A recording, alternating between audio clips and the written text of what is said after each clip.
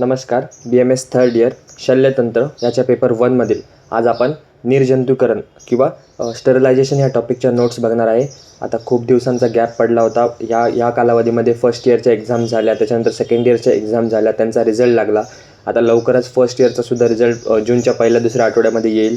तर एवढ्या सर्व गोष्टी झाल्या. आपला कोणताही व्हिडिओ आलेला नव्हता. आपण तसं शॉर्ट्स अपलोड करत होतो, परंतु लाँग व्हिडिओ आपला आलेला नव्हता. आता आपण BMS थर्ड इयरच्या सुद्धा नोट्स यूट्यूब चॅनलवर अपलोड करायला सुरू करणार आहोत. तर ज्यांनी फर्स्ट इयर सेकंड इयरसाठी चॅनल फॉलो केलं असेल आणि सेकंड इयरमधून आता ते पास होऊन थर्ड इयरला गेले असतील, तर त्यांना पुढचे हेल्प होण्यासाठी आपल्या नोट्स त्यांना ज्या सेकंड इयरमध्ये हेल्पफुल ठरल्या, तसंच थर्ड इयरमध्ये हेल्पफुल ठरण्यासाठी सुद्धा आपण यूट्यूबवर थर्ड इयरचे सुद्धा व्हिडिओ नोट्स अपलोड करणार आहे. तसंच रूल सेमच राहील की ज्यांना फ्रीमध्ये नोट्स हव्या असतील त्यांना व्हिडिओ पॉज करून त्या लिहावे लागतील, आणि ज्यांना पेड नोट्स हव्या असतील, डायरेक्ट PDF हवे असेल, तर त्यांनी व्हॉट्सअप किंवा टेलिग्रामवर मेसेज करा. तुम्हाला पेड नोट्ससुद्धा तिथे मिळून जातील. त्याच पद्धतीने जर काही विद्यार्थ्यांना नोट्स काढायची रेग्युलर सवय असेल, परंतु काही टॉपिक्सच्या नोट्स काढता येत नसतील किंवा काही टॉपिक्स अवघड वाटत असतील, तर त्यांना टॉपिक वाईज नोट्ससुद्धा आपण अवेलेबल करून देऊ शकतो, पेड नोट्स. तर त्यासाठी तुम्हाला जर काही हेल्प हवी असेल तर तुम्ही व्हॉट्सअप किंवा टेलिग्रामवर मेसेज करू शकता. व्हॉट्सअप ग्रुप जर जॉईन केला नसेल किंवा टेलिग्राम चॅनल जर जॉईन केला नसेल, तर दोन्हीची लिंक या व्हिडिओच्या डिस्क्रिप्शनमध्ये दिलेली आहे, तिथे जाऊन तुम्ही ते जॉईन करू शकता. तर पाहूयात निर्जंतुकरण म्हणजेच आयुर्वेदानुसार त्याला रक्षाकर्म आणि मॉडर्ननुसार त्याला स्टरिलायझेशन असं म्हणतात. सुश्रुत षष्टी उपक्रमांपैकी शेवटचा उपक्रम सांगितला आहे रक्षाकर्म. यामुळे व्रण निर्जंतुक राहतो. त्यानंतर त्याचा श्लोक सांगितला आहे, निश्चरभ्य रक्षेस्तु नित्यम एवं शतातुर रक्षा विधानेर उद्दिष्टम यबै सनियमेस तथा. सुश्रुत चिकित्साचा श्लोक आहे. व्रणरक्षण या प्रकारे करावे. व्रणाचं रक्षण कसं करावं, तर धूपन कोणत्या द्रव्याने सांगितलं आहे, गुगुळ, अगरू, राळ, वचा, श्वेत मोहरीचं चूर्ण, लवण आणि निंबपत्रांनी याला घोघृताबरोबर मिसळून धूपन करायला सांगितले. त्यानंतर रक्षोग्न द्रव्यांनी हृदयादी मर्मस्थानावर लेपन करावं, मंत्रादी विधी कराव्या, यम नियम आदी रक्षाविधी कराव्यात. त्यानंतर काश्यपानुसार धूपन कसं सांगितलेलं आहे, तर गोघृत, श्वेतमोरी, हिंग, देवनिर्माल्य, तांदूळ, सापाची कात इत्यादींनी धूपन करायला सांगितले. त्यानंतर भिक्षू संघाटी यांचे प्राचीन वस्त्र यांचे धूप करायला सांगितले. धूपाची संख्या सांगितले 40. धूपकार्य भिषक सिद्धिकर, पुत्रदा आणि रोगनाशक. त्यानंतर धूपाचे प्रकार, धूप, अनुधूप आणि प्रतिधूप. धूपयोनी किंवा धूपाश्रय, स्थावर आणि जांगम. स्थावरमध्ये दशांग धूप आणि ते अपस्मारामध्ये वापरतात, आणि जांगममध्ये आग्नेय धूप सर्व रोगनाशक आहे. वाग्भटानुसार मुखावर आवरण ठेवल्याशिवाय शिंकू नये, हसू नये किंवा जांभई देऊ नये. सुश्रुतानुसार शर्षप, निंबपत्र, घृत प्लस लवण दिवसातून 2 वेळा 10 दिवस धूपन करायला सांगितलेलं आहे. यामुळे राक्षसांचा ओझ नाश होतो व त्यांच्या व्रणामध्ये संक्रमण होत नाही. हे सर्व कशासाठी सांगितलेलं आहे, तर व्रणाचे रक्षण करण्यासाठी सांगितलेलं आहे. त्यानंतर आता हे झालं निर्जंतुकरणबद्दल. थोडक्यात आयुर्वेदामध्ये जर तुम्हाला विचारलं SAQ LAQमध्ये तर तेवढं तुम्ही लिहिता यावं धूपनबद्दल. त्यानंतर स्टरलायझेशन, शक्यतो स्टरलायझेशनच विचारतात मॉडर्ननुसार, त्याचे टाईप्स वगैरे, त्यामुळे ह्या व्यवस्थित लक्ष द्या. Definition, it is a process that destroys or eliminates all the form of microbial life from a surface or either medium to sterilize the surgical instruments. It acts in the vegetative and sporing states. त्यानंतर स्टरलायझेशनचा हा chart तुम्हाला खूप व्यवस्थित लक्षात राहायला पाहिजे. तुम्ही स्वतः एकदा हा चार्ट काढून घ्या, तो एकदा समजून घ्या. हा जर चार्ट तुमच्या लक्षात राहिला तर बऱ्यापैकी स्टरलायझेशनच्या गोष्टी तुमच्या लक्षात राहतील, कारण हे मेन हेडिंग असतात. हे टाईप्स महत्त्वाचे असतात. टाईप्स जर चुकले तर तिथे तुम्हाला मार्क्स कन्सिडर करत नाहीत, परंतु टाईप्स जर बरोबर आले, त्याच्या आतलं मॅटर जरी तुम्ही थोडंफार लिहिलं तरी चालेल, परंतु टाईप्स व्यवस्थित लिहिता आले पाहिजे. त्यासाठी हा चार्ट महत्त्वाचा आहे. स्टरलायझेशनचे मेनली 3 टाईप्स आहेत, फिजिकल, केमिकल आणि गॅसियस किंवा फ्युमिगेशन. फिजिकलमध्ये परत थर्मल, रेडिएशन आणि फिल्ट्रेशन. थर्मल म्हणजेच हीट स्टरलायझेशन, त्यामध्ये ड्राय हीट आणि मॉइस्ट हीट. ड्राय हीटमध्ये हॉट एअर ओव्हन आणि मॉइस्ट हीटमध्ये ऑटोक्लेव्ह आणि boiling.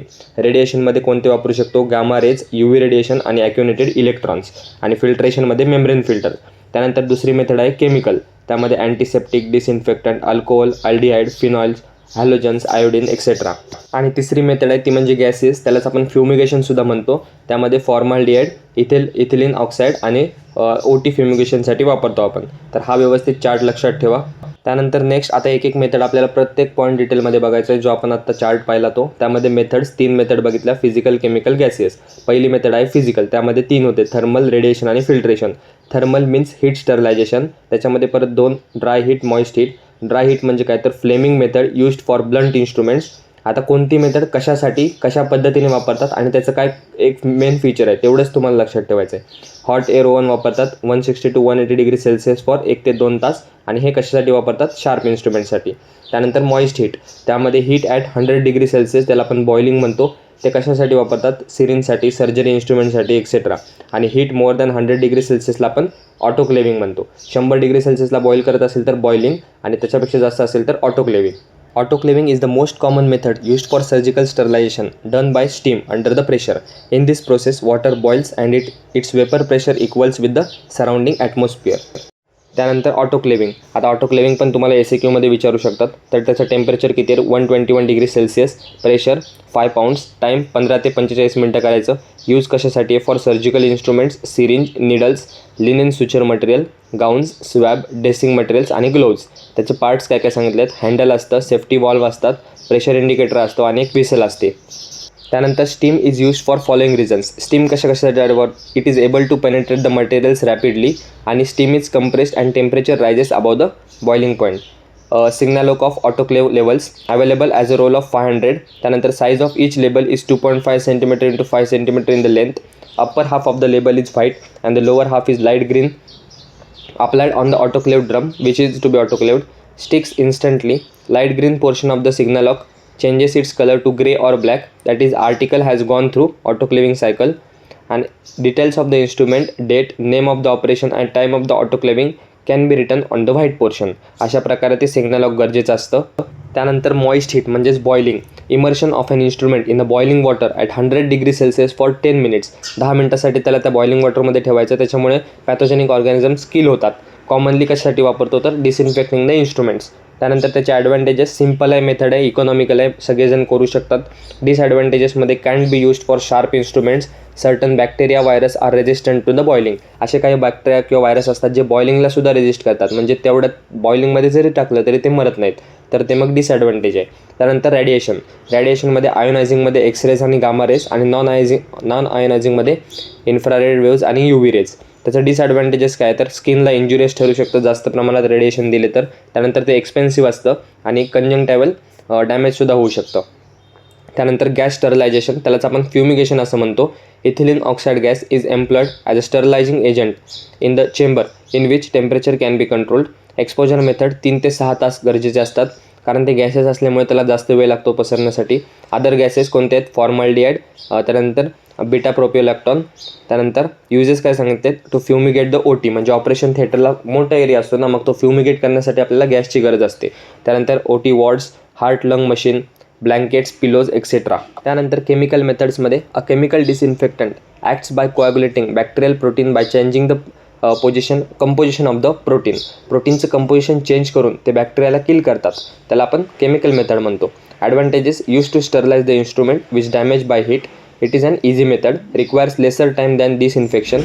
Commonly used chemicals are phenol, Lysol, formalin, Savlon, Dettol आणि स्पिरिट. Operation theatre. आता तुमच्या सिलेबस कॉपीमध्ये एक आता हे तर मेथड्स आपण सर्व बघितल्या. यापैकी कोणतीही मेथड सेपरेटली किंवा एकदम तुम्हाला स्टरलायझेशन अँड इट्स टाईपसुद्धा विचारू शकतात. त्यानंतर एक पॉईंट दिलेला आहे तो म्हणजे ऑपरेशन थिएटर. त्यामध्ये त्याचं structure. An ideal operation theatre that complex should be scientifically planned and should be located away from the patient area or on the top floor of the building. OT हा थोडा वेगळ्या साईडलाच असला पाहिजे, patient एरियापासून separate असला पाहिजे. त्याचे zone सांगितले, 4 झोन असतात. Outer zone, restricted or clean zone, aseptic zone आणि डिस्पोजल झोन.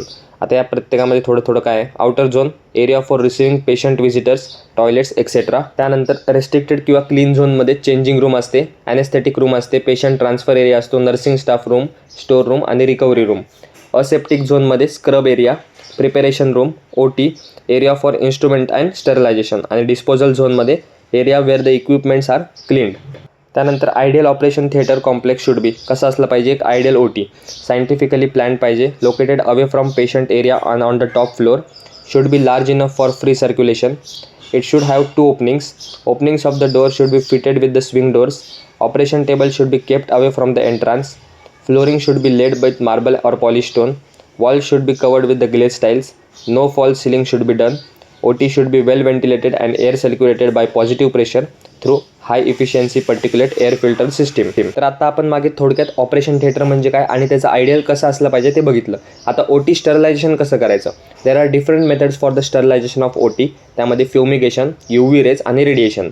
फ्युमिगेटिंग मशीन्स असतात जसं की फ्युमिगेटर्स, फॉगर्स एक्सेट्रा. फ्युमिगेशनच्या मेथड कोणत्या आहेत, फॉर्मॅलिन फ्युमिगेशन आणि सल्फर फ्युमिगेशन. त्यानंतर formalin fumigation. It is a method of disinfecting the room or OT using the fumes of gases. It destroys all the vegetative forms of bacteria, virus and most of the spores. High concentration of gas, best results. Exposure time 1 ते 24 तास. म्हणजे OTच्या 1 दिवस आधी हे fumigation करावं लागतं. Procedure सांगितले, close the doors and Windows of the room, make it air tight, पूर्ण एअर टाईट करायचं. कबर्ड्स, ड्रॉवर्स सगळे ओपन करायचे, सर्व मटेरियल स्कॅटर करून ठेवायचं इकडे तिकडे. त्यानंतर a tray should be placed at the centre of the room. Tray त्याच्यामध्ये काय असलं पाहिजे, 145 ग्रॅम KMnO4 आणि 300 ml फॉर्मॅलिन. हे मिक्सचर त्या ट्रेमध्ये सगळं सेंटरला ठेवायचं. Door should be lock immediately and sealed with the label date and time. Door सर्व लॉक करून टाकून सील करायचं डेट टाईम. त्यानंतर 24 तासाच्या नंतर all the doors and windows should be opened up for good ventilation. Gas has the pungent smell, irritant to the eyes, skin and mucous membrane. Keep ammonia solution to neutralize the formalin vapours for next day before starting the surgery. Fumigation is advised at weekly intervals, weekly केलं जातं. Swabbing and culture of bacteria of the OT from the OT table, lamp, wall, floor, trolley etcetera is done. तर या होत्या निर्जंतुकरण किंवा sterilisation ह्या topic संबंधित शल्यतंत्र paper 1च्या NCSMच्या syllabus कॉपीनुसार सर्व notes. Syllabus कॉपीमध्ये काही पॉईंट्स सायकोमोटर गायडन्सचे दिले आहेत, ते तुम्हाला थेअरीमध्ये जास्त विचारणार नाहीत, ते तुम्हाला वायवा प्रॅक्टिकलमध्ये विचारू शकतात. तर ते सुद्धा इन्क्लूड केलेले आहेत. आणि आपल्या नोट्समध्ये आपण must to know, desire to know आणि बऱ्यापैकी सर्व नाईस टू नोचे पॉईंटसुद्धा कवर करण्याचा प्रयत्न केलेला आहे, कारण ते सुद्धा तुम्हाला शिकण्याच्या दृष्टीने इम्पॉर्टंट असतात किंवा वायवामध्ये सुद्धा विचारू शकतात आणि MCQमध्ये सुद्धा विचारतात.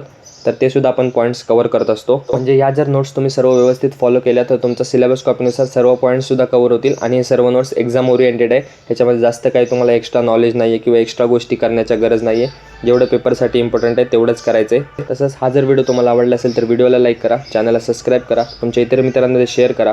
आपण भेटूया पुन्हा लवकरच असाच एका नवीन व्हिडिओमध्ये नवीन टॉपिकसोबत. धन्यवाद. So guys, subscribe Ayurveda Essence for more such videos. You will get all handwritten notes here.